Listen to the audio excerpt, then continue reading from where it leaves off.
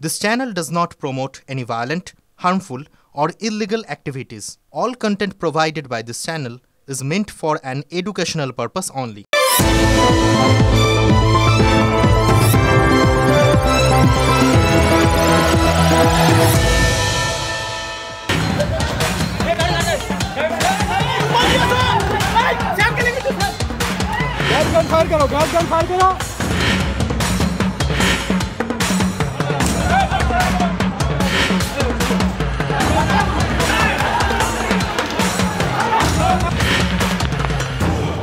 বিশ্বাসে মিলায় বস্তু তর্কে বহুদূর। জানি তো বিশ্বাস করলে বস্তু মিলতেই পারে, কিন্তু বিশ্বাস হারালে তখন বাস্তবের সাথে বিশ্বাসের একটা অদ্ভুত দ্বন্দ্ব তৈরি হয়। জানেন তো, এটা উদাহরণ দিয়ে বোঝাই, আপনাদের সুবিধা হবে। ধরুন মানুষ পুলিশকে বিশ্বাস করবে, চোখ বন্ধ করে ভরসা করবে, এটাই তো স্বাভাবিক ঘটনা। কিন্তু মানুষ যদি চোখ খুলেও পুলিশকে ভরসা করতে না পারে, তাহলে আর কি বিশ্বাসের ওপর বিশ্বাস থাকবে না। দেখুন, সাধারণত পুলিশের প্রতি সমাজের কি বিশ্বাস? পুলিশ দুষ্টের দমন করবে আর শিষ্টের পালন করবে, এটাই তো। এই জন্যই তো আইন আছে, আর আইনের রক্ষক হিসেবে পুলিশ আছে। এবার তাই আমাদের সামগ্রিকভাবে পুলিশের প্রতি এটাই সামাজিক একটা বিশ্বাস। কিন্তু সেই বিশ্বাসটা যদি হারিয়ে যায়, তখন তো দ্বন্দ্ব তৈরি হয়। আদৌ কি পুলিশ ওই দুষ্টের দমন আর শিষ্টের পালন করছে, শিষ্টের রক্ষা করছে, আইনের রক্ষক হিসেবে নিজেদের ভূমিকাটা সঠিকভাবে পালন করছে? এবং এই প্রত্যেকটা কোর্সের পরে পরে ওরকমই আরেকটা করে প্রশ্ন আসে, করবে দিয়ে। মানে পুলিশ কি সত্যিই দুষ্টের দমন আর শিষ্টের পালন করবে, আইনের রক্ষা করবে? দেখুন, যখন এই প্রশ্নগুলো পরপর আসে না, তখনই ওই পশ্চিম বর্ধমানের পাণ্ডবেশ্বরের মতো ঘটনা ঘটে। পাণ্ডবেশ্বরে আজ আহত হয়েছেন আসানসোল দুর্গাপুর কমিশনারেটের ডেপুটি কমিশনার অভিষেক গুপ্তা।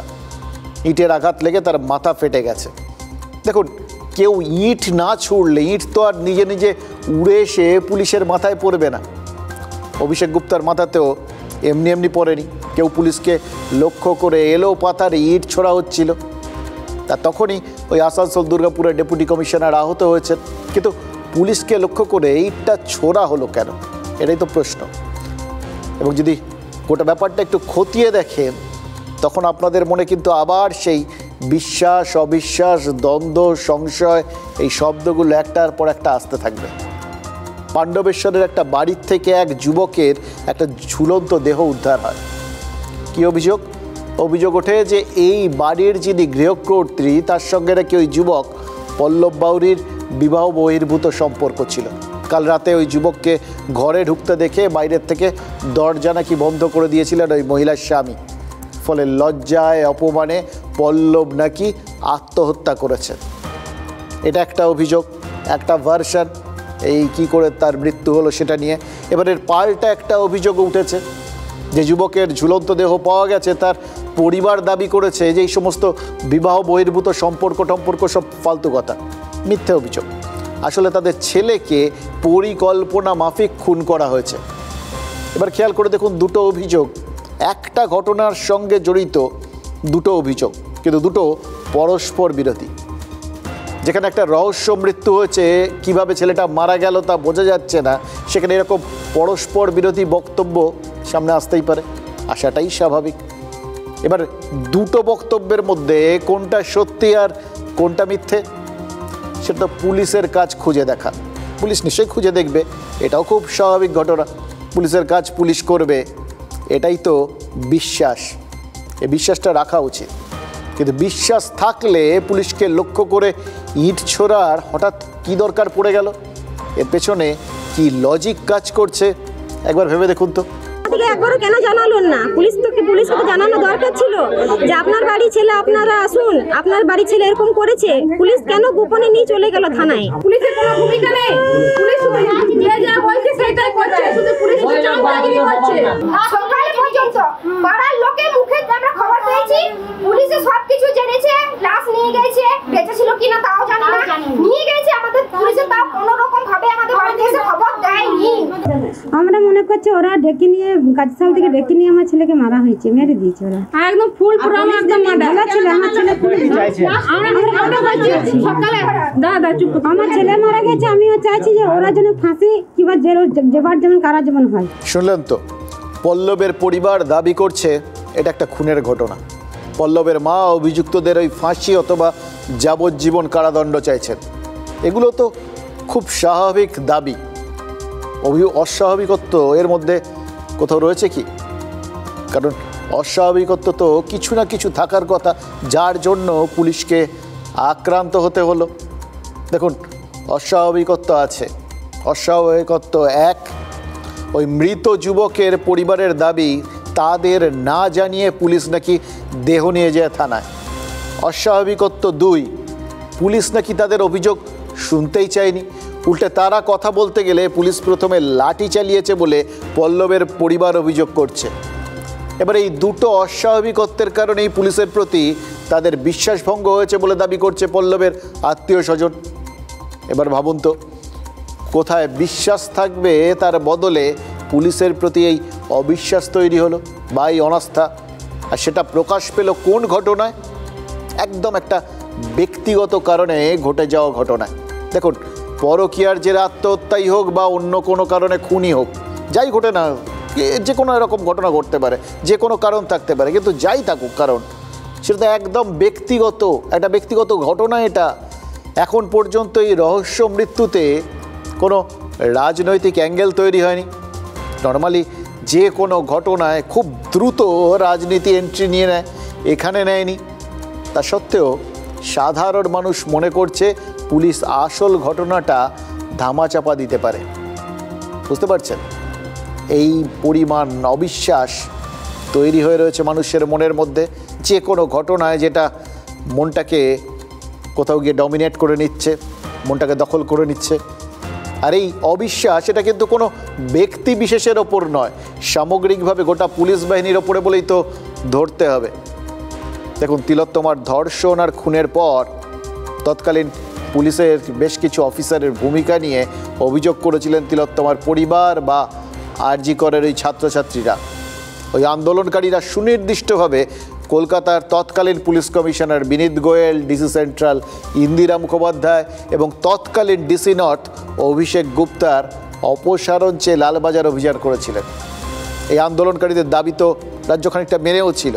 বিনীত গোয়েল, অভিষেক গুপ্তকে সরানো হয়েছিল, কিন্তু আসানসোল দুর্গাপুরের ডিসি অভিষেক গুপ্তার বিরুদ্ধে তো কলকাতা পুলিশের প্রাক্তন ডিসি অভিষেক গুপ্তার মতো কোনো অভিযোগ নেই। সামগ্রিকভাবে অভিযোগটা যেটা রয়েছে সেটা পুলিশ বাহিনীর বিরুদ্ধে। ফলে এই পুলিশের প্রতি সামগ্রিক অবিশ্বাসের এই পরিবেশটা কি শুধু পাণ্ডবেশ্বরই তৈরি হয়েছে? জিজ্ঞাসা করতে ইচ্ছে করছে, তো খুঁজে দেখতেও ইচ্ছে করছে। তাই জন্যই আমরা ব্যারাকপুরের বাসিন্দাদের জিজ্ঞাসা করার কথা ভেবেছিলাম। ওই জায়গাটাতেও তো রেগুলার বেসিসে পুলিশের যাতায়াত দরকার পড়ে। এবার সেখানে থেকে কি উত্তর আসছে দেখুন। পাণ্ডবেশ্বরের ঘটনাই হোক বা ব্যারাকপুরের ঘটনা, আলটিমেটলি পুলিশ সম্পর্কে কিন্তু বিরাট বিশ্বাস আর আস্থার কোনো প্রতিফলন দেখা যাচ্ছে না এই লোকজনের বক্তব্যের মধ্যে।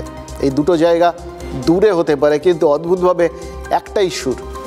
এক্ষেত্রে এই ব্যারাকপুর বা পাণ্ডবেশ্বর দুটো জায়গাতেই পুলিশকে কিন্তু ওই সামগ্রিক, কোনো নির্দিষ্ট কারণে না, সামগ্রিক একটা অবিশ্বাস আর অনাস্থার শিকার হতে হয়েছে। এই যে ব্যারাকপুরের ঘটনা, সেটা নিয়ে দিলীপ ঘোষ আর অধীর চৌধুরী কি বলছেন জানেন? বলছেন ব্যারাকপুর শিল্পাঞ্চলে নাকি গুলি না চলাটাই খবর, গুলি চললে সেটা স্বাভাবিক ঘটনা। মারামারিটাই নাকি ব্যারাকপুর শিল্পাঞ্চলের চিরাচরিত ইতিহাস আর সংস্কৃতি হয়ে দাঁড়িয়েছে। আর এই ইতিহাস, এই সংস্কৃতিটা নাকি তৈরি হয়েছে পুলিশের নিষ্ক্রিয়তাতেই। গুলি চলাটা ওখানে কোনো ঘটনা নয়, এটা কোনো নিউজ নয়। যেদিন গুলি চলে না ব্যারাকপুরে, সেদিন হচ্ছে খবর যে আজ গুলি চলেনি। একজন বলেছিল আমাকে মজা করে, সন্ধ্যাবেলা জল টল খেয়ে বাড়ি আসে, তাকে একজন ধমকেছে, এই তুই রোজ রোজ মদ খাস কেন? বলে না বাবু, আমি রোজ খাই না, সপ্তাহে 2 দিন খাই। কোন 2 দিন? যেদিন বৃষ্টি হয় খাই, আর যেদিন বৃষ্টি না হয় সেদিন খাই। আজকে আমাদের ব্যারাকপুরও তাই হয়ে গেছে, কোন দিন বোম পড়ে না, কোন দিন গুলি চলে না। আপনারা জানেন যে সেখানে এক সময় তৃণমূলের দলেই ছিল বিজেপির নেতারা, আজ তৃণমূল দল থেকে বিজেপিতে গেছে, কখনো তৃণমূলের দলে আসছে। তাদের এই মারামারি ওখানকার চিরাচরিত ইতিহাস। একজন পশ্চিম মেদিনীপুরের বাসিন্দা, আরেকজন বহরমপুরের বাসিন্দা। এবার দুজনেরই বক্তব্যের অভিমুখ এবং বক্তব্যের কেন্দ্রস্থল এক, ব্যারাকপুর। আর দুজনেরই সুর এক, দুজনেই ব্যারাকপুরের নিন্দা করছেন। কেন? কারণ ব্যারাকপুর শিল্পাঞ্চলে আবার গুলি চলেছে, আবার বোমা পড়েছে, আবার মারপিট হয়েছে, এবং এই সমস্ত কিছুই হয়েছে ব্যারাকপুরের প্রাক্তন সাংসদ অর্জুন সিংয়ের বাড়ির দোরগোড়ায়, ওই জগদ্দলের মেঘনা মোড়ে, যেখানে অর্জুন সিংয়ের বাড়ি তার একদম কাছে, যেখানে মাঝে মধ্যেই এরকম ঘটনা ঘটে থাকে বলে শোনা যায়। আমার মনে পড়ে যাচ্ছে, জানেন তো, একদিন এইরকমই টেবিলের উল্টো দিকে অর্জুন সিং এসে বসেছিলেন, আমার কথাবার্তা বলে যে সাক্ষাৎকারটা ছিল সেটার মধ্যে, এবং সেখানে বলেছিলেন তিনি তার মাঝে মধ্যে এখন ভয় করে। অর্জুন সিং ডেয়ার ডেভিল লোক, তিনি কিন্তু বলেছিলেন কোন দিন না তাকে এই গণ্ডগোলের শিকার হয়ে যেতে হয়। দেখুন, যে কারণে অধীর চৌধুরী বললেন তৃণমূল আর বিজেপিতে যাতায়াত করা নেতাদের জন্য এই এলাকায় মারামারিটা চিরাচরিত ইতিহাস, অর্থাৎ মারামারির যে একটা ঐতিহাসিক এবং রাজনৈতিক প্রেক্ষাপট আছে, সেটা অধীর চৌধুরী আমাদের ধরিয়ে দিলেন। সেই জায়গা থেকেই তো কোথাও গিয়ে ওই ভয় পাচ্ছিলেন ওই অর্জুন সিংয়ের মতো ডেয়ার ডেভিল নেতা। এবার সেই ভয়টা কিন্তু কন্টিনিউড হচ্ছে। এই আজকের দিনের ঘটনাও যদি ধরেন, সেটাও তো নিশ্চয়ই কোথাও না কোথাও কাউকে না কাউকে ভয় পাওয়াচ্ছে। এখন বদলে গেছেন কিনা জানি না, কিন্তু আগে তিনি ভয় পেয়েছিলেন, অন্তত আমাদের এখানে বসে স্বীকার করেছিলেন। যাই হোক, হয়তো এমন একটা দিন সত্যিই আসবে যেদিন ইতিহাস পরীক্ষায়, জানেন তো, প্রশ্ন আসবে ওই ব্যারাকপুরে অমুক সালের অমুক মাসে কার কার মধ্যে সংঘর্ষ হয়েছিল, লেখো 18 নম্বর। হ্যাঁ, ঠিক যেরকম ওই পানিপথের প্রথম যুদ্ধ, দ্বিতীয় যুদ্ধ, তৃতীয় যুদ্ধ কাদের মধ্যে হয়েছিল বলে ইতিহাসে প্রশ্ন আছে, সেই রকম আর কি। আপাতত মানে যুদ্ধগুলোরই ইতিহাস, আপাতত এই বর্তমানকালের যুদ্ধের কথা বলি আপনাদের, ব্যারাকপুর ক্ষেত্রের কথা, কুরুক্ষেত্র নয়। অবশ্য কুরুক্ষেত্র আর ব্যারাকপুর ক্ষেত্র এখন মোটামুটি সমার্থক। সে যাই হোক, অর্জুন সিংয়ের বাড়ির কাছে যে গোলমালটা হলো, তার কারণ কি? সেটাও কিন্তু নেহাতি একটা ব্যক্তিগত ঝামেলা। স্থানীয় মেঘনা জুট মিলের 2 শ্রমিকের মধ্যে বুধবার রাতে মারামারি শুরু হয়, আর দেখতে দেখতে সেই ব্যক্তিগত মারপিটটা গোষ্ঠী সংঘর্ষের চেহারা নেয়, আর তারপর আলটিমেটলি যা হওয়ার তাই হয়েছে। ঘটনায় রাজনৈতিক রং লেগে গেছে। এবার খেয়াল করে দেখুন, 2 শ্রমিকের মধ্যে মারপিট, তারপর গুলি চলার ঘটনা, এক শ্রমিককে আশঙ্কাজনক অবস্থায় হাসপাতালে ভর্তি করানোর মতো ঘটনার পর আজ সকাল থেকে তো তার আফটার এফেক্ট চলছিল। আজ সকাল থেকেই জগদ্দল উত্তপ্ত। আর জগদ্দল উত্তপ্ত কেন? কারণ তৃণমূল আর বিজেপির ঝামেলা শুরু হয়েছিল 2 শ্রমিকের মধ্যে গণ্ডগোল থেকে, সেটা পৌঁছে গেছে তৃণমূল আর বিজেপির ঝামেলায়। জগদ্দলের বিধায়ক সোমনাথ শ্যাম বলেছেন যে অর্জুন সিংয়ের নেতৃত্বেই নাকি বুধবার রাতে মেঘনা মোড়ে গুলি চলেছে, আর অর্জুন সিং এই কথার পাল্টা জবাব দেবেন, দিতে একটুও দ্বিধা করবেন না, দেরি করবেন না। এটাই তো স্বাভাবিক, এটাই তো প্রত্যাশিত। কিন্তু এক্ষেত্রে তিনি কি বলছেন সেইটা খুব গুরুত্বপূর্ণ। ব্যারাকপুরের প্রাক্তন সাংসদ বলেছেন মানুষকে নিরাপত্তা দিতে তিনি নাকি লঙ্কাকাণ্ড বাঁধাবেন। দেখুন, সীতাকে উদ্ধার করতে লঙ্কায় গিয়েছিল হনুমান, রাক্ষসরা তার ল্যাজ বেঁধে ওই আগুন ধরিয়ে দিয়েছিল। এবার সোনার লঙ্কায় সেই ল্যাজের আগুন লাগিয়ে ছারখার করে দিয়েছিল রাম ভক্ত হনুমান। অর্জুন সিং বলছেন তিনিও যেহেতু রাম ভক্ত, তাই এলাকার মা বোনদের সম্মান রক্ষার্থে লঙ্কা দহন করবেন। কি মনে হচ্ছে, বুঝতে পারছেন তো? একটা রামনবমী ফিল আসছে তো, সামনেই তো রামনবমী। তার আগে বেশ যাত্রা একটা পরিস্থিতির সৃষ্টি হয়েছে। ডায়লগুলো কিন্তু একদম সেই রকমই। আর বিশ্বাস করুন, ওই যেটা আমাদের মনের মধ্যে দ্বন্দ্ব ছিল, বা আপনাদের যেটা বললাম, তারপর আপনাদের মনেও খানিকটা হলে দ্বন্দ্বটা জন্ম নিয়েছিল যে অর্জুন সিংয়ের মনের মধ্যে কি তাহলে এখনও সেই ভয়টা আছে? আজকের দিনে দাঁড়িয়ে অর্জুন সিংয়ের মনের মধ্যে কোনো ভয় নেই, কারণ তিনি অকুত ভয় হয়েছে চারপাশে আগুন লাগিয়ে দিতে পারেন, নিজেই তো বলছেন। দেখুন, যারা ব্যারাকপুর শিল্পাঞ্চলে থাকেন এই কথাবার্তাগুলো শুনে তারা কিন্তু কেউ বিন্দুমাত্র আনন্দও পাচ্ছেন না, আমোদও পাচ্ছেন না এবং কোথাও গিয়ে নিশ্চিন্ত বোধও হচ্ছেন না। তারা কি চাইছেন জানেন? তারা চাইছেন এই যাত্রাপালাটা যত তাড়াতাড়ি সম্ভব শেষ হোক।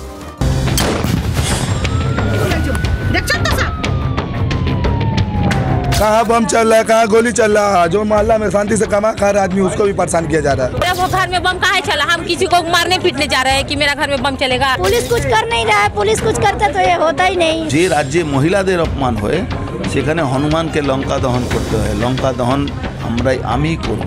অর্জুনের ওই ডন্ডির বাইরে অর্জুন কোথাও বেরোতে পারছে না, এই ডন্ডিও ভাঙবে। শান্তি সে रहना चाहते हैं और क्या चाहते हैं? মানুষের উপরে বম চালায়নি, এরা প্রশাসনের উপরে বম চালিয়েছে। ভোট হোক কিংবা না হোক, জগদ্দল আছে বারুদের স্তূপেই। রাতে গুলি, সকালে বোমাবাজি, দফায় দফায় তপ্ত জগদ্দল। আর তপ্ত জগদ্দলের রাজনীতি। আমাদের একটি ছেলেকে অর্জুন সিং নিজে হাতে আর্মস নিয়ে এসে গুলি চালিয়েছে। সম্পূর্ণটাই অর্জুন সিং নিজের নেতৃত্ব দিয়েছেন। পাল্টা জবাব দিতে সময় নেননি ব্যারাকপুরের প্রাক্তন সাংসদ। আমার সঙ্গে কোনো লোক এরকম নেই যে গুলি চালিয়েছে, কোনো লোক এরকম যায়নি যে গুলি। আচ্ছা, গুলি চালাবে কার করে? কোথাও ছিল না তো কেউ ওখানে। যখন আমরা পৌঁছেছি, যদি এদের সাহস থাকে সিসিটিভি ক্যামেরাটা প্রেসকে দিক না। দুই নেতার তরজা যখন তুঙ্গে, তখন প্রতিদিনের বোমাবাজির ঘটনায় আতঙ্কে এলাকাবাসী। इसमें हम लोग का किए, हम लोग जो इसमें हम लोग मतलब भोग रहे हैं, इसमें हर बार कुछ ना कुछ यहाँ पर हो ही रहा है। লাগাতার অশান্তি নিয়ে যখন বাসিন্দাদের গলায় আক্ষেপ, ঠিক সেই সময় ফের বোমাবাজি। এবার অর্জুনের বাড়ি থেকে একটু দূরে 18 নম্বর ওয়ার্ডের আটচালা বস্তিতে। যার বাড়িতে দাঁড়িয়ে আছি এর নাম হচ্ছে কানাই চৌধুরী। এই তার বিছানা, আর এই যে টালি, এই টালির ওপরে বোমা ছোড়া দুষ্কৃতীরা। দেখো, বিছানায় টালি ভেঙে পড়েছে, দুজন আহত হয়েছে। বোমা পড়ল একটা, কখন? এই তো একটু আগে। অর্জুন সিং বলছেন পুলিশ বেচারা, তাদের সামনে গুলি চলছে, বোমা পড়ছে, অথচ পুলিশ নাকি কিচ্ছু করতে পারছে না। মানে সহানুভূতি প্রচুর তার মনের মধ্যে পুলিশ সম্পর্কে। খানিকটা তির্যক, খানিকটা কটাক্ষ, বুঝতেই তো পারছেন। এই রকম পরিস্থিতিতেও যার মনের মধ্যে এতটা রসবোধ রয়েছে, সিরিয়াসলি তার মন থেকে ভয় ডর হয় কোনো কালেই ছিল না, অথবা সেটা যা দেখিয়েছিলেন, যা বলেছিলেন সেটা জাস্ট শোনানোর কথার কথা, অথবা সেটা যা ছিল ধুয়ে মুছে এর মধ্যে সাফ হয়ে গেছে। কিন্তু প্রশ্ন সেটা নয়। প্রশ্ন হচ্ছে পুলিশ কি সত্যিই কিছু করছে না? দেখুন, গত 2 বছরে ব্যারাকপুরে পুলিশ কমিশনার বদল হয়েছে 2 বার, অর্থাৎ প্রত্যেকটা 12 মাস অন্তর একজন করে নতুন কমিশনার পেয়েছেন ব্যারাকপুরের মানুষ। দেখুন, কমিশনার তো বদলেছে, কিন্তু পুলিশের প্রতি মানুষের যে বিশ্বাস, মানে পুলিশের বিশ্বাসযোগ্যতাটা কি ফিরিয়ে আনা গেছে? দেখুন, ট্রান্সফারে কি ইমেজটা মেকওভার হয়েছে? প্রশ্নগুলো খুব গুরুত্বপূর্ণ, তাই প্রশ্নটাকে আর একটু ঘুরিয়ে করি। ব্যারাকপুরে বিশ্বাসযোগ্যতা পুনরুদ্ধারে পুলিশ কি সত্যিই কিছু করেছে? যদি করে থাকে, এত বোমা, এত গুলি এলো কোত্থেকে? মুখ্যমন্ত্রী পুলিশকে বোমা গুলি উদ্ধার করতে বলেছেন, আপনারা জানেন, সবার সামনে বলেছেন, প্রকাশ্যে বলেছেন। বেআইনি অস্ত্র উদ্ধার করতে বলেছেন, আর একবার তো নয়, বারবার বলেছে। পুলিশ কি করছে? আজ বিকেলে অর্জুন সিংয়ের বাড়ি গেছিল পুলিশ, কারণ অর্জুন সিংয়ের উপস্থিতিতে গুলি চলার অভিযোগ উঠেছে, সেজন্য তাকে থানায় ডাকা হয়েছিল এবং তিনি যাননি। তাই তার বাড়িতে গেছিলেন পুলিশ কর্তারা। কিন্তু বেশ কিছুক্ষণ থানার বড়বাবু, মেজবাবু, ব্যারাকপুরের প্রাক্তন সাংসদের সাথে কথা টথা বলে বেরিয়ে টেরিয়ে তো এলেন। তাতে কি হলো? মানে দুজনে গেছি, দুজনে এসছেন, কথা বলেছেন, পুলিশ এবং যার ব্যাপারে এত কিছু অভিযোগ, তারা মুখোমুখি হয়েছেন, আলোচনা হয়েছে। এবার আলোচনার তো সচরাচর একটা ফলাফল থাকে। ফলাফলটা কি? অর্জুন সিং কি পুলিশকে কনফিডেন্সে নিলেন, নাকি পুলিশ অর্জুন সিংকে কনফিডেন্সে নিল? এর বক্তব্য ও বিশ্বাস করলেন না ওর বক্তব্যে এ সন্তুষ্ট হলেন? দেখুন, পুলিশের বক্তব্য পাওয়া যায়, কিন্তু অর্জুন সিংয়ের বক্তব্য পাওয়া গেছে।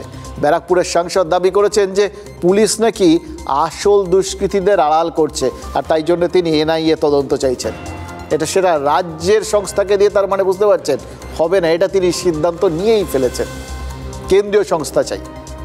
এবার পুলিশ তাদের প্রতি এই অনাস্থার কারণ কি? কারণ তিনি পরিষ্কার করে দিচ্ছেন পুলিশ সত্যকে গোপন করবে, আসল দুষ্কৃতীকে আড়াল করবে, অপরাধ ঢাকবে, ধামাচাপা দেবে। তারপরে খেয়াল করে দেখুন এই বিশ্বাসটা, তার মানে সাধারণ মানুষ থেকে বিরোধী দলের নেতা, মানে ডাকসাইটের রাজনৈতিক নেতা, প্রত্যেকের মনের মধ্যেই সমান্তরালে চলছে। পাণ্ডবেশ্বর আর ব্যারাকপুর দুটো জায়গাতেই পুলিশকে আসলে প্রমাণ দিতে হচ্ছে যে তারা আসলে আইনের রক্ষক, দুষ্টের দমন আর শিষ্টের পালন করছে। বলছিল আমাদেরকে বলা হয়েছে আপনি নাকি গুলি চালিয়েছেন। আমি বললাম আমার অত সময় খারাপ হয়নি কি আমাকে গুলি চালাতে হবে। আমি যেদিন থেকে আর্মস কিনেছি সেদিন থেকেই টেস্টিং ও ফায়ারিং করিনি। দুষ্কৃতি তাণ্ডব একজনই করায়, সেটা হচ্ছে অর্জুন সিং। ইনি যেহেতু তাকে এখন সুরক্ষিতভাবে রেখেছে এবং তার সাঙ্গপাঙ্গকে সিআইএসএফরা, সেই জন্যে উনি এই দুষ্কৃতি নিয়ে এখনও চলছে। সামনে ঈদ আছে, তারপরে রামনবমী আছে, পুরো এলাকাটাকে ডিস্টার্ব করাবার জন্য এইগুলো সব করা হচ্ছে। অর্জুন সিং যেদিকেই থাকুক না কেন, তিনি হিংসা তাকে কখনো ছেড়ে যায়নি।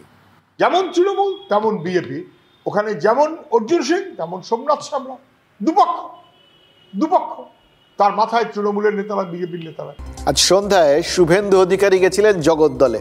অর্জুন সিংয়ের বাড়িতে বেশ কিছুক্ষণ ছিলেন বিরোধী দল নেতা। কি ভাবছেন, জুট মিলের 2 শ্রমিকের গন্ডগোল থেকে যে ঘটনার সূত্রপাত, সেই ঘটনায় ধর্মের চাদর জড়ানোটা এখন তাহলে স্রেফ সময়ের অপেক্ষা। দেখুন গোটা বিষয়টা রাজনীতি যখন চলেই এসছে তখন ধর্ম ঠিক আসবে, আর কোনো এটা নিয়ে কোনো সংশয় রেখে লাভ নেই। জানেন তো ওই বলে না, if winter comes can spring be far behind, সেই বিখ্যাত কবিতার লাইন। যদি শীত চলেই আসে বসন্ত কি দূরে থাকতে পারে? ঠিক সেরকম যদি রাজনীতি চলে আসে ধর্ম কি দূরে থাকতে পারে?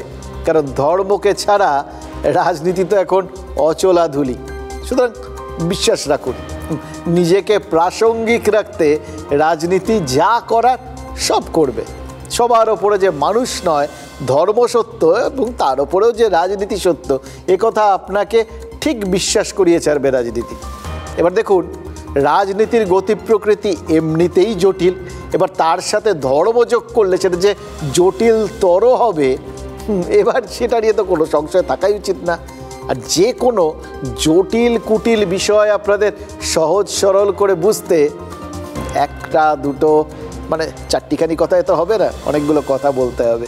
এবং সেই কথাগুলো যেগুলো আপনারা রোজ শোনেন, যে কথাগুলো না বললেই নয়।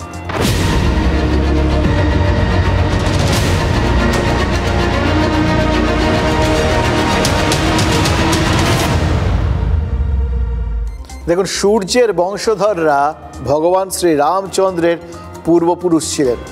এই বিশ্বাসেই রামনবমীর দিন ভোরবেলা সূর্যের উদ্দেশ্যে জল নিবেদন করেন হিন্দু ধর্মাবলম্বীরা। এটা বাংলায় সাধারণ বাঙালির মধ্যে যত না আছে, ওই যারা রামের ভক্ত, বিশেষ করে উত্তর ভারতীয়দের মধ্যে এটা অনেক বেশি জনপ্রিয়। কিন্তু এখন তো কোনো কিছুই, আজকে যোগাযোগের দিন, তো এই সময় গোটা বিশ্বটাই তো একটা মুঠোর মধ্যে চলে এসছে। ফলে এ রাজ্য ও রাজ্য, এই ভারতের এই পার্ট আর ওই পার্ট, এগুলোর মধ্যে ফারাক ঠারাক এখন সব ঘুচে টুচে গেছে। এখন সব সার্বজনীনতায় বিশ্বাসী, সব কিছু সবার জন্য। সুতরাং এখন আমাদের এখানেও রামনবমীর রমরমা। এবার এটা ধর্মীয় আস্থা আর বিশ্বাসের একটা দিক, এই জল দেওয়াটা। কিন্তু ভোরবেলা সূর্য কোন দিকে থাকবে এটা তো সবাই জানে, কেউ দিকভ্রষ্ট হয় না। কিন্তু রাজনীতি থাকলে সকাল সন্ধে চারিদিকে রাজনীতি এমন ওলটপালট করে, সব গুলিয়ে যায়, দিকভ্রষ্ট হয়ে যাওয়ার চান্স থাকে। দেখুন রোজার উপবাসের পর ইফতারে রাজনীতির ভিড় বাড়ছে, ঠিক একইভাবে রামনবমীতে রাজনীতির দাপাদাপি বাড়ছে। এতে কি হচ্ছে, রামনবমীর মিছিলে বাধা পড়লে কি হবে এখন এটাই মুখ্য আলোচনার বিষয় হয়ে গেছে। তাতে আশা আছে, তাতে আশঙ্কা আছে। আশা ওই রাজনৈতিক লাভ ক্ষতির, আশঙ্কা সাধারণ মানুষের কী হয়। এবং দেখুন এই দু ধরনের মানসিকতার মাঝখানে ধর্মাচরণটাই কীরকম গৌণ হয়ে গেছে, কারোর মাথায় আছে সেটা কেন কি নেই। রাজ্যের 43 জায়গায় অশান্তির আশঙ্কা প্রকাশ করেছে হিন্দুত্ববাদী সংগঠনগুলো। আশঙ্কা আর প্রতিরোধ, এই দুটো শব্দের নিজেদের মধ্যে লড়াইয়ে ধর্মীয় আস্থা সেকেন্ডারি। হিন্দু ধর্মাবলম্বীরা হয়তো বুঝতেই পারছেন না কোনটা বেশি প্রয়োজন, পালন না প্রতিরোধ। রামনবমীর আস্থা আর বিশ্বাস, তার ভিত্তি ওসব পেছনে চলে গেছে। এগিয়ে এসছে শাসক বিরোধীর তীব্র রাজনীতি। বাসন্তী পুজো 2 তারিখে, রামনবমী 6 তারিখে, এখন থেকে প্র্যাকটিস করতে হবে। তো আমি তো সমস্ত বাংলার হিন্দু সমাজকে আহ্বান করব, রামনবমীর উৎসব শোভাযাত্রা করার আপনার অধিকার আছে, আপনি পুলিশকে জানিয়ে দিন। পুলিশ যদি অনুমতি না দেয় বা বাধা দেয়, ওই 10,000-20,000 লোককে নিয়ে থানাকে ঘেরাও করে রাখুন সারা দিন।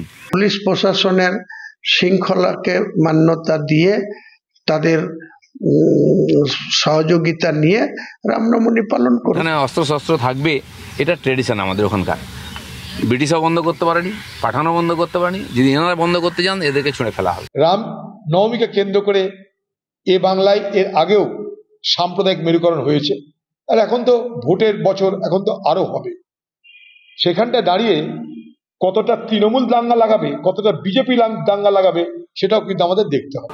আমাকে ইনজোর করুক না, এখানে পারেনি, গাড়ির উপর দিয়ে গেছে। যা যা করছেন সুদ এবং দণ্ড সুদ সহ যদি তুলে না নিতে পারি, আমি হিন্দুর বাচ্চা নই। আমার গত মাসের 18 তারিখ বিধানসভায় দাঁড়িয়ে মুখ্যমন্ত্রী বলেছিলেন তিনি হিন্দু, এবং এই জন্যে তার কোনো সার্টিফিকেট লাগবে না।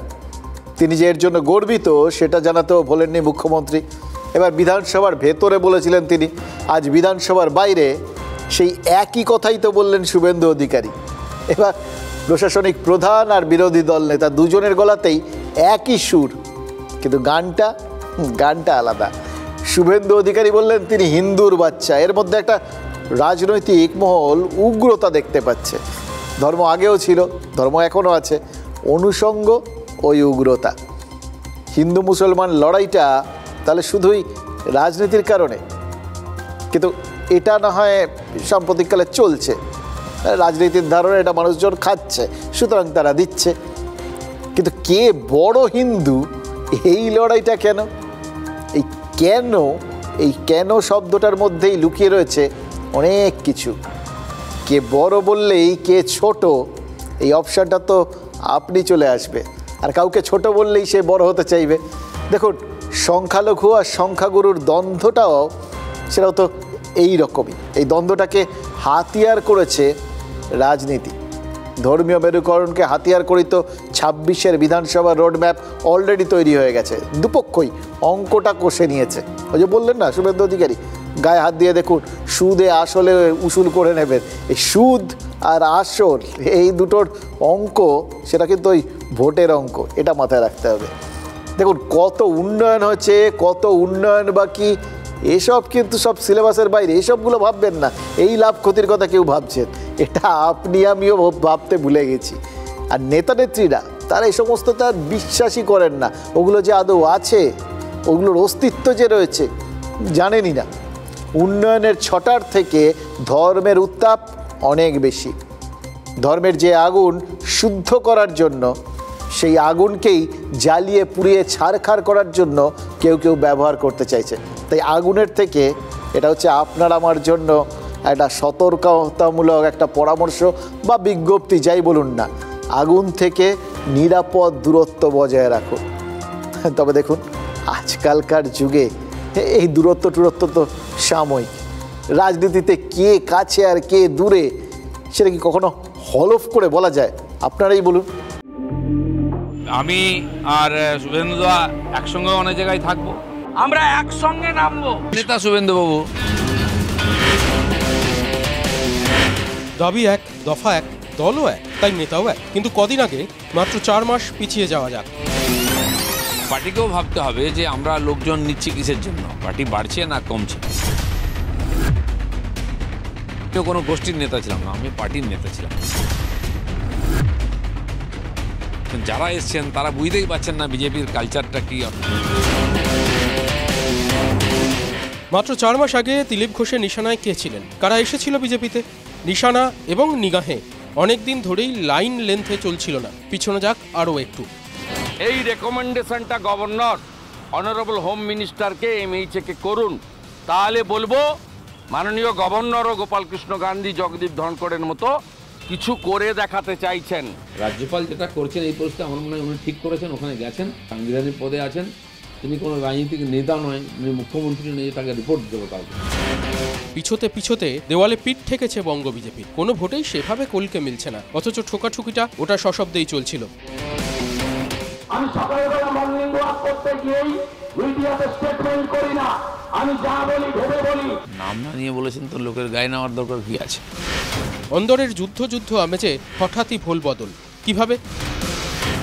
17ই মার্চ দিল্লি গেলেন শুভেন্দু অধিকারী। নিজেই জানালেন অন্তত 30 মিনিট কথা হয়েছে অমিত শাহের সঙ্গে। 24 ঘন্টা পরেই বিধানসভায় লাইন লেন্থে বল ছুটল। পাশাপাশি দিলীপ ঘোষ, শুভেন্দু অধিকারী। দিলীপ বাবু এলেন, শুভেন্দু বাবু নেই, সেই জন্য এবারে আপনারা যাতে লিখতে না পারেন, আমি দিলীপ বাবু যুক্তি করে এমন একটা ডেট ঠিক করেছি যাতে আপনাদের আর লেখার সুযোগ না থাকে। যুক্তি নাকি নির্দেশ? এরপর থেকেই মিলে সুর মেরা তুমহারা। অধিকারী আমাদের বিধানসভার নেতা, বিরোধী নেতা, তার নেতৃত্বে আন্দোলন চলছে সব জায়গায়। আর দুর্ভাগ্যের যে সব জায়গায় কোর্টের পারমিশন নিতে হচ্ছে। সম্মানীয় দিলীপ ঘোষের সঙ্গে একই জিনিস ঘটেছে। শুভেন্দু অধিকারীকে বাধা, জবাব দিচ্ছেন দিলীপ ঘোষ। আবার দিলীপ ঘোষকে বাধা, স্ট্রেট ড্রাইভে ব্যাট চালাচ্ছেন শুভেন্দু অধিকারী। এই না হলে পার্টনারশিপ? পারস্পরিক বিশ্বাস নাকি কোচের কৌশল? কোন জাদুতে এমন পারফরমেন্স, নাকি পারফরমেন্সের আশাতেই এমন বিশ্বাস? দিলীপ তার এমপি ল্যান্ডের রাস্তা উদ্বোধনে যাবেন, আপনি সেখানে দুটো মহিলা পাঠিয়ে দিয়ে তাকে বাধা দিবেন? যা বলেছে ঠিক বলেছে।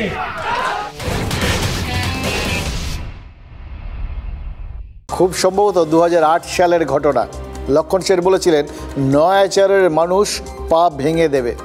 শুভেন্দু অধিকারী নয়াচরে নেমে বলেছিলেন তার পা অক্ষত রয়েছে।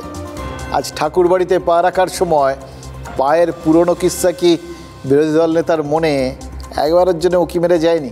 দেখুন, শুভেন্দু অধিকারী আজ বললেন যে তিনি পদব্রজে এসেছেন, তবে তার পা ভেঙে দেওয়ার মতো কোনো হুঁশিয়ারি তো ছিল না। অন্তত যারা ওখানে তাদের বিরোধী, সেই অর্থে সে মমতা বলা ঠাকুর তো দেননি। কিন্তু শুভেন্দু পায়ে হেঁটে যাওয়ার কথা বললেন। কেন বললেন? কারণ গতকাল পার্থ ভৌমিক, সুজিত বসু এরা ঠাকুর নগরে গেছিলেন। তাদের কনভয়ের কারণে মানুষের অসুবিধা হয়েছে বলে অভিযোগ তুলেছিলেন শান্তনু ঠাকুর। তখন এই যে বার্তাটা, এই যে বক্তব্যটা শান্তনু ঠাকুর রেখেছিলেন, তিনি কি আসলে নিজের দল বিজেপিকে বার্তাটা দিয়েছিলেন? বার্তাটা এই যে ঠাকুর বাড়ির রাজনীতিতে তিনি নরম হয়তো হয়েছেন, ওই তার বোধোদয় হয়তো হয়েছে, তিনি বলেছেন আর কি, কিন্তু তৃণমূলের দিকে মোটেও পা বাড়াননি। এবার এই বার্তা দেওয়াটাই তো স্বাভাবিক। তিনি কেন্দ্রীয় মন্ত্রী, খামোকা পচা শামুকে পা কাটতে যাবেন কেন? তবে হ্যাঁ, একই সঙ্গে নিজের জায়গাটা আরও শক্তপোক্ত, মানে নিজের পজিশনটা সেটা ক্লিয়ার করার জন্য কোনো রকম কোথাও কোনো ধোঁয়াশা রাখতে চাননি। সেই জন্যই বলেছেন বাগদা বিধানসভা, সেটা নিয়েও তার সুনিশ্চিত বক্তব্য, তারাই জিতবেন। অথচ খেয়াল করে দেখুন, উপনির্বাচনে বোন মধুপর্ণা জিতে গেছেন, কিন্তু বিধানসভা ভোটে বাগদা বিজেপির বাক্সেই যে জমা হবে সেটা নিশ্চিত করে দিচ্ছেন শান্তনু। সবাই নিজের নিজের জায়গায় নিজের মতো করে বার্তা দিচ্ছেন, কিন্তু মতুয়া সমাজ তারা কার কার সিন্ধুকে জমা হচ্ছে খেয়াল করে দেখুন। কার বললাম, এটাই কিন্তু আসল প্রশ্ন। আসলে তো তৃতীয় পক্ষই উপস্থিত। কালকেই বলেছিলাম আপনাদের, ওই বাংলাদেশের ওরাকান্দির সীমা দেবী ডিসেম্বরে সভা করে গেছিলেন মতুয়াদের ছোট মা, এবং তিনি কিন্তু পদাধিকার বলে মমতা বালা ঠাকুর এবং শান্তনু ঠাকুরের অনেক ওপরে। এবং তৃণমূলের সাংগঠনিক নেতা তন্ময় ঘোষ তার সঙ্গে যোগাযোগ রেখে চলছেন। সেই তন্ময় ঘোষ আজ ঠাকুরবাড়িতে পা রেখেছিলেন। দেখুন, মতুয়া সমাজের একাংশ বলছে কে কনভয়ে এলো, কে পায়ে হেঁটে এলো সেটা বড় কথা নয়, কিন্তু তৃণমূলের তন্ময় ঘোষ তিনি যেভাবেই এসে থাকুন, তিনি আজ ঠাকুরবাড়িতে যে পা রেখেছেন এটা যথেষ্ট ইঙ্গিতবাহী। আরও ইঙ্গিতবাহী একটা লিফলেট যা মতুয়া সমাজে হাতে হাতে আজ ছড়িয়ে দিয়েছেন। বাংলা জাগরণ মঞ্চ আর মতুয়া ধর্ম মহাসংঘের তরফে সেই লিফলেটটা বিলি করা হয়েছে, যার সভাপতি মৃত্যুঞ্জয় মল্লিক। তাতে বিজেপির বিভিন্ন নীতির বিরুদ্ধে ওই বাংলা জাগরণ যাত্রার ডাক দেওয়া হয়েছে। এবার এই লিফলেটের ভাষা এবং তৃণমূল কংগ্রেসের রাজনৈতিক লাইন মিলিয়ে দেখুন, হুবহু এক। তাহলে এটাই কি মতুয়া সমাজের থার্ড ফ্রন্ট? অবিশ্বাসের একটা বাতাবরণ কিন্তু চারপাশে রয়েছে, কিন্তু ঠাকুরবাড়ি সেখানে এর মধ্যেও কোন ফ্রন্ট কার স্পন্সরশিপে চলছে, মানে কোন দিক ঘেঁষা, মানে বিজেপি না তৃণমূল, সেটা নিয়েও কিন্তু একটা ফিসফাস শুরু হয়ে গেছে। শুধু খেয়াল রাখবেন, মজার ব্যাপারটা হচ্ছে স্পন্সর দুজন, বিজেপি তৃণমূল, পক্ষ তিনটে। কালকে যে মন্ত্রী শান্ত্রীরা এসেছিল তাদের মতো আসেনি, আমি পদব্রজে এসেছি। ঠাকুরবাড়িতে আসলে গাড়িটা দূরে দাঁড় করিয়ে রাখা উচিত ছিল। প্রত্যেকটা ভক্ত আমাদের কাছে কমপ্লেন দিচ্ছে, যেখানে 15 থেকে 20টা গাড়ি দাঁড়িয়ে রয়েছে, আমরা যাতায়াত করতে পারছি না। এখানে আমরা ভক্তদের অসুবিধা করতে চাই না, কখনোই চাই না, আমরা হেঁটেই আসছি ওই মুহূর্তে। আমি রাজনৈতিক হিসেবে আসিনি, আমি মন্দিরে পুজো দিতে এসেছি। ঠাকুর নিয়ে বিভাজন হবে কেন? রাজনীতি আমরা করি না, অন্য রাজনৈতিক দল করতে পারে, ভারতীয় জনতা পার্টি করতে পারে, কিন্তু আমরা করি না। প্রায় 700-800 মিটার 1 কিলোমিটার হেঁটেই এসেছি ভক্তদের সাথে। উনিও গাড়িতেই এসেছিলেন, তারপরে এখান থেকে গাড়ি যাওয়ার মতো অবস্থা নেই, এখানে লক্ষ লক্ষ মানুষ। মিনিস্টারকে আজকে আসার কথা ছিল, আমি বললাম যে ভক্তদের অসুবিধা করে আসা যাবে না। তার কারণ হচ্ছে গতকালকে যখন ওরা এসে আমি টাইম দিয়েছিলাম তখন এত ভিড় ছিল না। আমি তো এই নবাবী চালগুলোকেই সবসময় হিট করে এসছি, যে টিএমসির এই যে অধ্যত্ত, বাগদা এবার দাঁড়িয়ে দেখো, আমি বলেছি তো বাই ইলেকশন একরকম হয় আর রেগুলার ইলেকশন একরকম হয়। আজকে প্রেয়ার করছি ঠাকুর বাড়িতে দাঁড়িয়ে, বাংলাদেশের মতুয়ারা হিন্দুরা যেন ভালো থাকে। ছোট মা এসছিলেন, ওনার আশীর্বাদ আমাদের উপর দিয়ে গেছেন। ওরকম বহু তৃতীয় শক্তি না পাশ থেকে এরকম ভুইফোড়ের মতো গজিয়েছে, আবার মাটির তলায় চলে গেছে। ওরকম আমরা বহু দেখেছি, এরা তো চুনোপুটি। মতুয়াদের দুটো পীঠস্থান যদি আমরা সেইভাবে ধরি, একটা হচ্ছে ঠাকুরনগর আর একটা হচ্ছে ওরাকান্দি। তাহলে তিনি ওরাকান্দিতে থাকেন, বড় মা এখানে থাকতেন, এবং তিনি এই ঠাকুরনগরে এসেছেন, তিনি এই হাবড়া জেলায় এসছেন এবং সেখানে সমস্ত মতুয়া সম্প্রদায়ের লোকজনকে আশীর্বাদ করেছেন। এখানে অন্য কোনো ইকুয়েশন নেই, ইকুয়েশন একটাই, আগামী দিনে বিজেপি এবং আরএসএস মতুয়াদেরকে নিয়ে যে ভোট ব্যাংকে রাজনীতি করেছেন, সেই রাজনীতি থেকে তারা মুছে যাবেন। দেখতে থাকুন 2026-এ এই বনগাঁ লোকসভার অন্তর্গত 7টা বিধানসভার যে ফলাফল হবে, সেখান থেকে শুভেন্দুবাবুর আজকের হাঁটাটা যে বৃথা হয়ে যাবে সেটা আর একবার প্রমাণ হবে। এই ঠাকুরবাড়ির মতো ফুরফুরা শরীফেও তো তৃতীয় পক্ষের আগমন হয়েছে, কাসেম সিদ্দিকি, আপনাদের বলছিলাম। এবার মুখ্যমন্ত্রী ফুরফুরায় ওই ইফতারে যাওয়ার দিন থেকেই কাসেমবাবু তিনি কাছাকাছি ছিলেন আর কি। এবার তৃতীয় ফ্রন্টের আগমনে ঠাকুরবাড়িতে চাঞ্চল্য ছড়িয়েছে, ফুরফুরা শরীফেও কি সেই চাঞ্চল্যটা ছড়ায়নি? এই প্রশ্নটা কিন্তু সরাসরি রাখা হয়েছিল আরেক পীরজাদা তহা সিদ্দিকির সামনে, যিনি সচরাচর বা সবাই জানেন আর কি তিনি তৃণমূল ঘনিষ্ঠ। তিনি কিন্তু প্রকাশ্যে কোনো আমলই দেয়নি, কিন্তু বিনিময়ে একটা আহ্বান জানিয়েছে। পীরজাদা তহা সিদ্দিকি এবার অনাড়ম্বর ঈদ উদযাপনের জন্য আহ্বান জানিয়েছেন মুসলিম সমাজের প্রতি। ইসরায়েলের যে অত্যাচার, যেভাবে বাচ্চা শিশুগুলোকে, মা বোনগুলোকে, ভাইদের যেভাবে হত্যা করছে, তাদের পাশে আমরা দাঁড়াতে পারছি না, তাদের সাথে আমরা যেতে পারছি না। তারা পানির জন্য হাহাকার করছে, একটা খাবারের জন্য হাহাকার করছে, আর আমরা পবিত্র রমজান মাসে সুন্দর সুন্দর আহার করছি এবং ঈদগায় আমরা ঈদের নামাজ পড়ব নতুন কাপড় পরে। আমি দুটো হাত জোর করে বলছি, সত্যিকারের যদি আপনি মানুষ হন, সত্যিকারের যদি আপনি মুসলমান হন, আমি আপনাদেরকে অনুরোধ করব, ওই দিন বাংলার মানুষ, সারা ভারতবর্ষের মানুষ ঈদের নামাজ পড়বে আমরা নতুন কাপড় পরবো না। আল্লাহ শপথ করে বলছে, আমি আমার পরিবার আমরা ওই দিন আমরা নতুন কাপড় পরবো না। কারণ প্যালেস্তাইনের দুঃখের অন্তত তাদের পাশে যেন আমরা থাকতে পারি, তাদের ভাগটা যেন আমরা নিতে পারি। আমি সারা বাংলার মানুষের কাছে TV9-এর মাধ্যমে বলছি, আমি অনুরোধ করছি, আপনারা ঈদের নামাজ পড়বেন, কিন্তু আপনারা প্যালেস্তাইনের ওই দুঃখীদের পাশে দাঁড়াবার জন্য আমরা যেতে পারছি না, তাদের দুঃখের ভাগী হবার জন্য আমি অনুরোধ করব, ওই দিন আমরা কেউ নতুন কাপড় পরব না। এর দাবি রইল আপনাদের কাছে ভারতের দ্বিতীয় মুসলিম তীর্থভূমি ফুরফুরা দরবার শরীফ থেকে। समझदारों के लिए इशारा ही काफ़ी होता है। দেখুন, তহা সিদ্দিকী ওই ফুরফুরা শরীফে তৃতীয় পক্ষকে নিয়ে আলাদা করে কোনো শব্দ ব্যয় করলেন না, কিন্তু যেটা বললেন সেটা তাৎপর্য, সেটার ব্যাপ্তি অনেক বেশি, এবং তার মধ্যে দিয়ে সবটা কভার করে দিলেন। প্রথমত তিনি এমন একটা বার্তা দিলেন, সে বার্তাটা কিন্তু সমগ্র মুসলিম সমাজের প্রতি।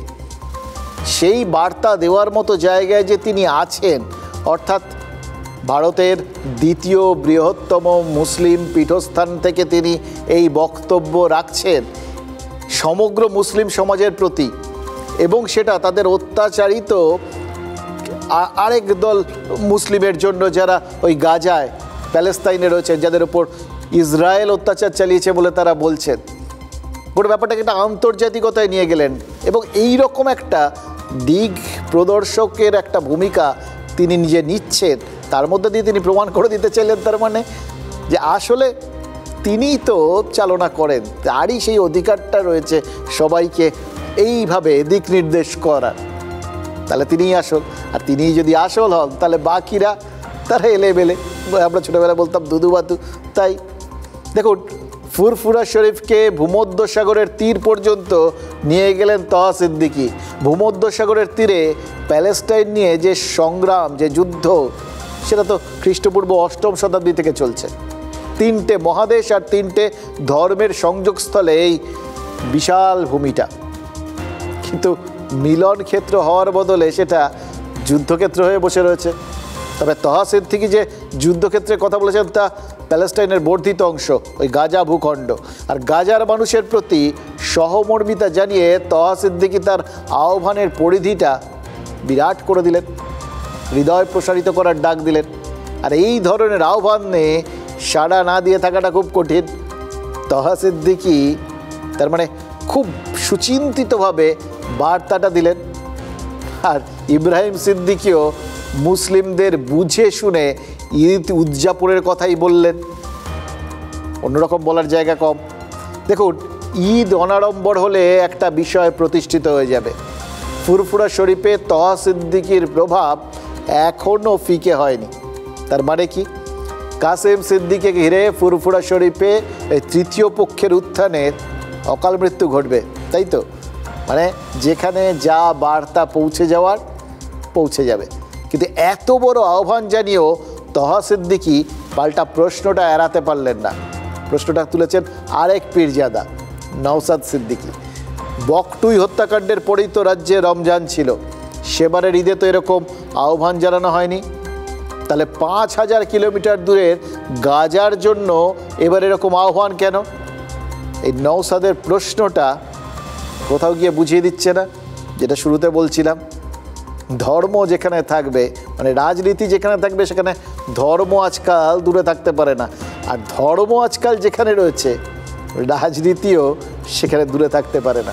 ঈদের সময়, ঈদের দিনে একটা আমাদের তার জন্যে নতুন বস্ত্র পিঁধে একটা হই হাই খুশি আনন্দ, এটা একটু বুঝে সুঝে করার দরকার আছে। এটা খুশির ঈদ কী করে হতে পারে? এটা অত্যাচার চালানো হচ্ছে। এবার তার ভিতরে আমি খুব কড়া ব্যবস্থা করছি, করার দরকার আছে, এটা আমি বলে মনে করি। এটা হ্যাঁ, পণবন্দি করে রেখেছে হামাসরা, তাদেরও ছেড়ে দেওয়া উচিত। পাশাপাশি প্যালেস্টাইনের উপরে আক্রমণ বন্ধ করা উচিত।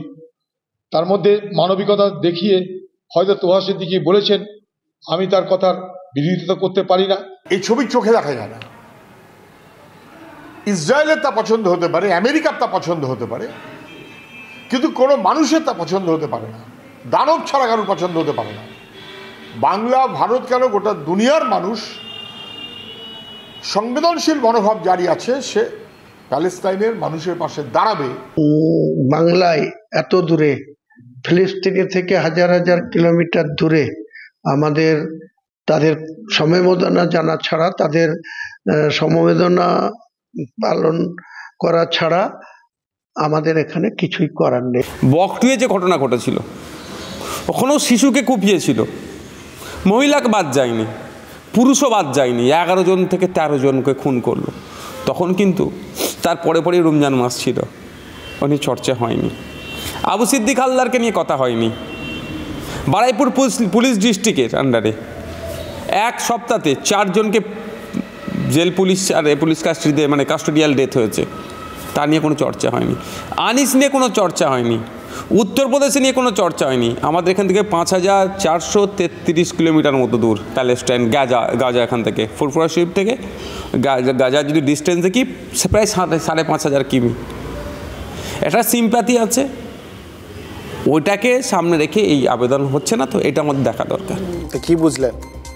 আন্তর্জাতিক, রাজনৈতিক, জাতিগত, সাম্প্রদায়িক, বাণিজ্যিক, ব্যবসায়িক সব ধরনের বিতর্ক ওই গাজায় জট পাকিয়ে রয়েছে। হাওড়ার বেলগাছিয়া অবশ্য এত সব বিতর্ক নেই, কোনো হিংসা নেই, কোনো কিচ্ছু নেই, কিন্তু বেলগাছিয়ার ভাগাড় সংলগ্ন এলাকার মানুষ তারা তা সত্ত্বেও কিন্তু ওই গাজার মানুষগুলোর মতোই উদ্বাস্ত। তাদের দুর্দশার কারণ কি তা নিয়ে নতুন করে কিছু বলার নেই, আপনারা জানেন। সভ্যতার জঞ্জাল তাদের জীবনে ঝঞ্ঝাট ডেকে এনেছে, আর বর্তমান পরিস্থিতি হচ্ছে ওই এক কথায় তারা উদ্বাস্তু, তারা ঘর ছাড়া। তাদের পরিণতিটা কি হবে, এখানেই বড়সড় জিজ্ঞাসা চিহ্ন। প্রশাসন তাদের থাকার জন্য আপাতত লোহার কন্টেনারের ব্যবস্থা করছে। লোহার কন্টেনার যেগুলোতে করে জাহাজে করে মালপত্র আসে আর কি। কন্টেনার মজবুত, টেকসই, এবং সত্যি কথা বলতে কি আমি বিদেশে গিয়েও দেখেছি বহু জায়গায়, বিশেষ করে বিশেষ কোনো অনুষ্ঠান হলে তখন যখন প্রচুর বাইরের থেকে লোকজন আসতে পারে, তখন ওই বাসস্থানের সমস্যা মেটানোর জন্য এই কন্টেনারকে ব্যবহার করা হয়। অনেক অনেক দেশেই এটা করা হয়। রাশিয়ায় গিয়ে দেখেছি, রাশিয়ার মতো দেশ, সেখানে গিয়ে তারা এরকম ব্যবহার করেছিলেন। কিন্তু কন্টেনারকে অনেক শীতপ্রধান দেশ বসবাসের জন্য ব্যবহার করতে চাইলে ব্যবহার করতে পারে, কিন্তু এই গরমে ঘর ছাড়া বস্তিবাসীরা কন্টেনারে থাকবেন কি করে? বাইরে টেম্পারেচার দেখেছেন, আবহাওয়ার পূর্বাভাস দেখেছেন, এবার তো নাকি সব থেকে বেশি গরম হতে চলেছে। তার মধ্যে এই কন্টেনারে প্রশাসনের এই বন্দোবস্তে কি ঘর ছাড়া বস্তিবাসীরা আশ্বস্ত হবেন? দেখুন, আমাদের মনে হচ্ছিল এটা একটু খতিয়ে দেখা দরকার, তাই TV9 বাংলা কিন্তু এটা খতিয়ে দেখতে গেছিল। বেলগাছিয়ার গৃহহীন মানুষদের পুনর্বাসনের জন্য খিদিরপুর থেকে আনা হয়েছে লোহার বড় বড় কন্টেনার। 7-7টি কন্টেনার এসছে গতকাল, এবং সেই কন্টেনারগুলিতেই মানুষের বসবাসের যোগ্য জানালা দরজা বসানোর কাজ চলছে।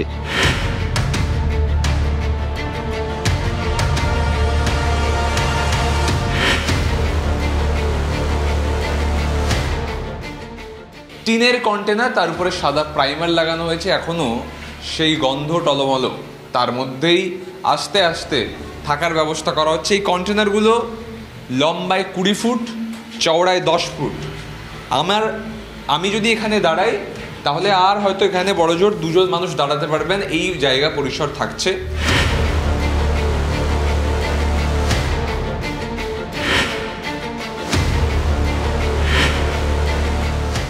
আমার মোবাইল ফোনে টেম্পারেচার দেখাচ্ছে প্রায় 37 ডিগ্রি, যা অনুভবে 39 ডিগ্রি, প্রায় 40 ডিগ্রি তাপমাত্রা এখনই, যখন আমরা ঘরে থাকতে পারছি না, পাকা বাড়িতে থাকতে পারছি না, সেই জায়গায় লোহার খাঁচায় মানুষকে এনে বন্দি করা হবে। উত্তাপ আরও বাড়বে, প্রায় 49 ডিগ্রির কাছাকাছি তাপমাত্রা যাবে। সেই সময় এই লোহার খাঁচায় মানুষকে বন্দি করলে মানুষ থাকবে কীভাবে?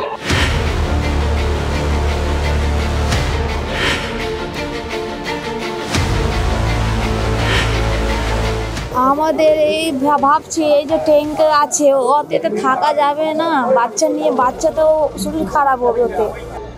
অন্য কোনো জায়গায় একটা কন্টেনারে এই গরমে দেখুন এখানে 2 ঘন্টা থাকতে পারলাম না।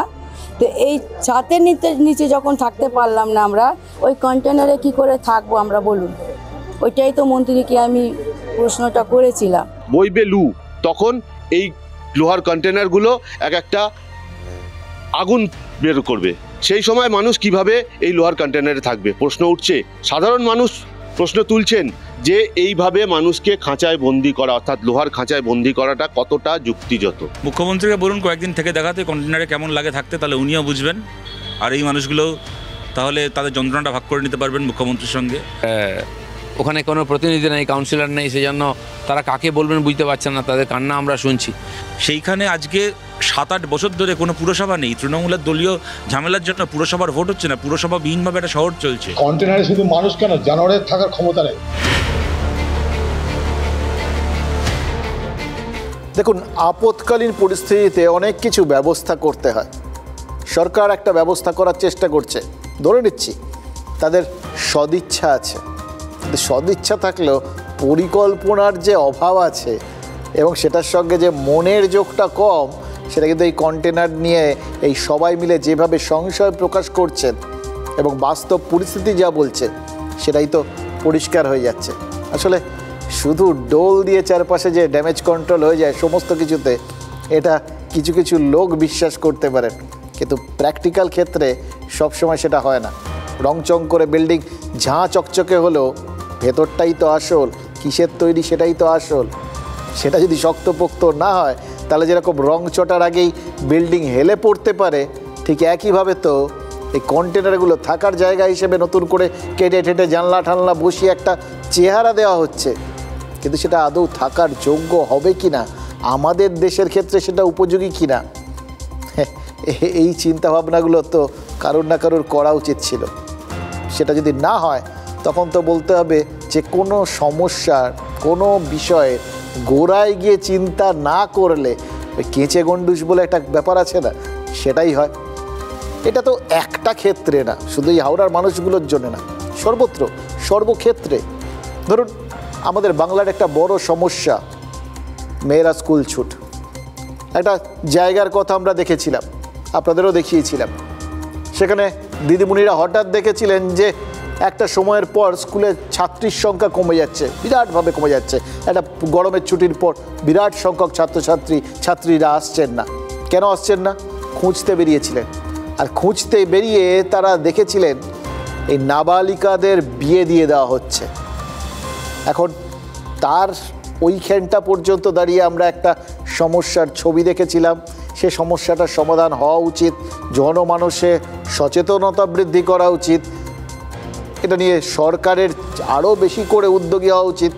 এগুলো আমরা সব জেনেছিলাম, বুঝেছিলাম, কিন্তু যেটা ভাবেননি কেউ, সরকার বলেছিল আমরা তো রেগুলার বেসিসে এগুলো প্রচার করছেন তো বটে, ধরছি করছেন, তাতে কাজের কাজ কতটা হচ্ছে সেটা খতিয়ে দেখা হচ্ছে কি? এবং তার সঙ্গে সঙ্গে ওই গোড়ার ব্যাপারটাও একটু চিন্তা করেছেন কি? যাদের ইতিমধ্যেই বিয়ে হয়ে গেছে তাদের কি হবে? কি হবে সেটা এখন আমরা বুঝতে পারছি। এখন ক্রমশ সামনে আসছে ওই নাবালিকাদের অন্তঃসত্ত্বা হওয়ার বিষয়টা। এগুলো তো খুব স্বাভাবিক, জীবনবিজ্ঞান তো বলে এইভাবেই চলে সব কিছু, এটাই তো হওয়ার কথা। এগুলো তারা সামগ্রিক সমস্যার জায়গায় তৈরি করে দিয়েছে। এটা কিন্তু কোনো ব্যক্তির কোথাও গিয়ে সমস্যা নয়, এটা সমাজের জন্য সমস্যা। কারণ এই নাবালিকারা এরা যখন মা হবেন, এটা তাদের শরীরের পক্ষে ক্ষতিকর। এদের যারা সন্তান হবে তারা কতটা সুস্থ হবেন, সব মিলিয়ে তো একটা সমাজ একটা অসুস্থ একটা প্রজাতি পেয়ে যাবে, তাই না? এটা কেউ ভেবেছেন? স্কুলে সরকার বইপত্র দিচ্ছে, ঘটা করে প্রচার হচ্ছে, কিন্তু ওইটুকুনি। বাল্যবিবাহ বন্ধ করা দরকার বলা হচ্ছে, ওইটুকুনি। তাদের খাতায় কলমে টিক দিয়ে দিয়েছেন, হ্যাঁ এর প্রচার হয়ে গেছে, সব সমস্যার সমাধান। সত্যি কি তাই? দেখুন, এই করে না সব সমস্যার গোড়ায় গিয়ে যদি সেটাকে মেটানোর চেষ্টা না করা হয় না, এবং ধারাবাহিকভাবে যদি চেষ্টা না করা হয় না, তাহলে কিন্তু সমস্যা মেটে না। এই যে বছরে বছরে পোলিও খাওয়ানো হয়, পোলিওর টিকা দেওয়া হয়, তার ফলেই তো পোলিওটা মোটামুটি নির্মূল হয়েছে। তাও এখনও মাঝে মধ্যে ছুটকো চাটকা শোনা যায়, কিন্তু মোটামুটিভাবে নির্মূল হয়েছে। ঠিক সেই রকম এই স্কুল ছুটটা এটাও তো একটা বড় ক্রনিক রোগ। এটা ধারাবাহিকভাবে এর চিকিৎসা না করলে তো সমস্যাটাকে নির্মূল করা যাবে না। আর এটা আমাদের চোখে আঙুল দিয়ে কারা দেখিয়ে দিয়েছেন জানেন? কয়েকজন বৃহন্নলা। জলপাইগুড়ির একটা সরকারি স্কুলে বইপত্র দিয়ে ওই মেয়েদের স্কুল ছুট হওয়া রুখছেন পিপাসার মতো বৃহন্নলারা। ঘটনাটা ব্যতিক্রমী হলেও বাস্তবটা সেটা দিনের আলোর মতো স্পষ্ট। প্রথমবার যখন এসেছিলাম তখনই বলে গেছিলাম যে যতদিন আমি বেঁচে থাকবো ততদিন আমি এই স্কুলের যে বাচ্চাদের বই হবে না, পোশাক হবে না, ড্রেস হবে না, আমাকে যেন জানায়। নাম পিপাসা, পরিচয় বৃহন্নলা। কাজটা হতে পারে যে কারো অনুপ্রেরণা, হতে পারে সমাজের চোখে ব্যতিক্রম।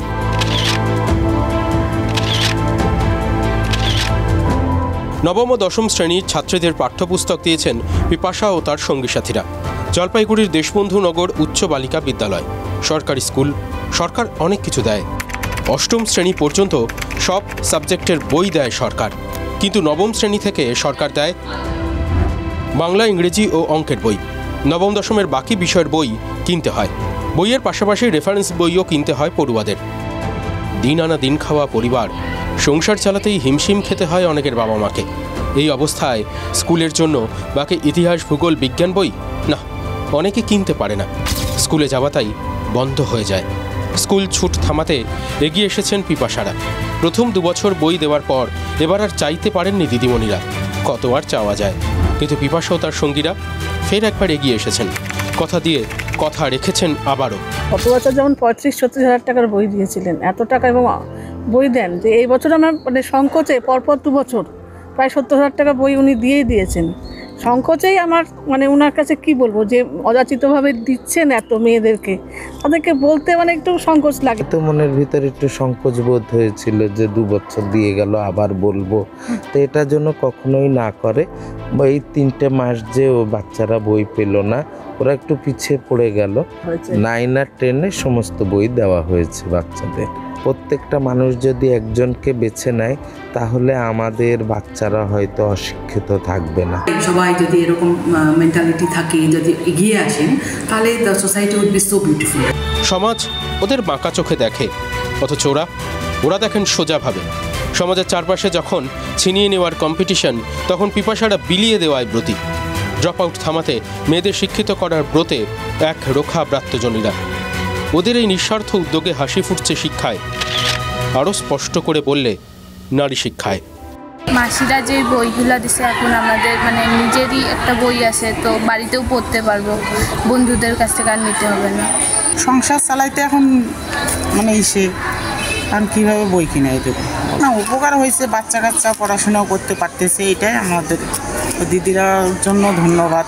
পিপাসা মাসিরা এবং অন্যান্য মাসিরা আমাদের যে বইপত্র দিয়েছে, এটা আমাদের অনেক উপকার হয়েছে। দেখুন, পিপাসা যেটা করে চলেছেন সেটা শিক্ষা ব্যবস্থার দুটো দিককে আমাদের সামনে এনে দাঁড় করিয়ে দিয়েছে।